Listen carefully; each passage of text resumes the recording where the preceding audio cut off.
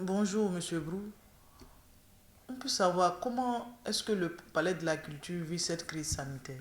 Bonjour Madame Yao. Je dirais que le Palais de la Culture ressent de diverses manières cette crise liée au coronavirus de diverses manières.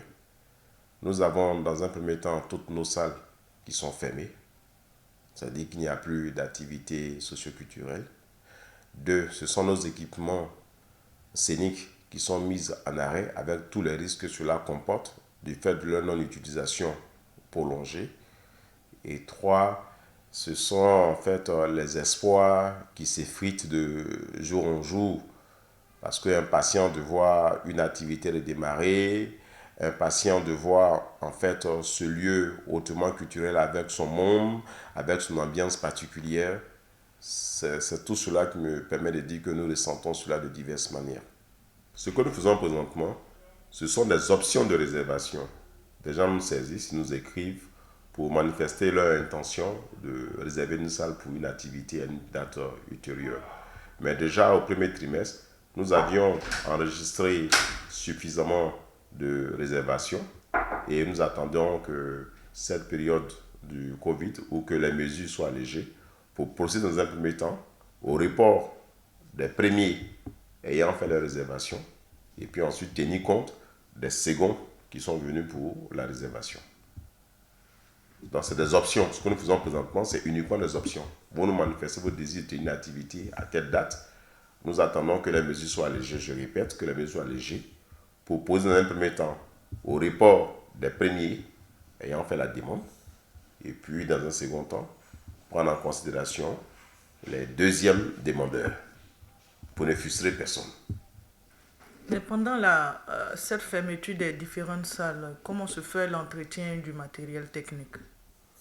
Pendant cette période du coronavirus, nous avons toutes nos équipes d'entretien de maintien de nos équipements en place. Nous avons une équipe technique chinoise composée d'experts chinois et puis vous avez l'équipe technique ivoirienne composée en fait de nos ingénieurs son, lumière et autres.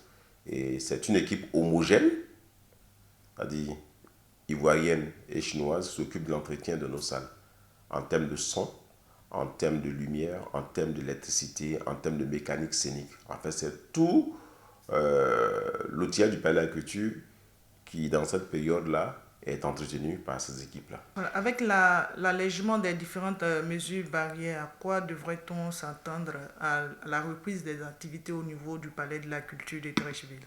La reprise des activités au Palais de la Culture est conditionnée par le Conseil national de sécurité.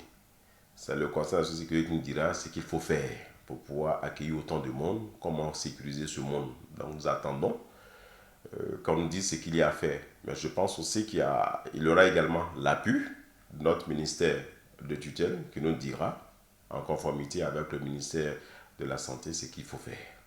Sinon, déjà, nous, au niveau du Palais de la Culture, comme je disais, nous avions anticipé avec des éléments basiques tels que le lavage des mains, avec de l'eau ou avec du gel hydraulique. La prise de température, c'est ce que nous avons fait. Ce sont des éléments basiques. S'il y a d'autres éléments encore qui rentrent en ligne de compte, le Conseil national de sécurité nous avisera.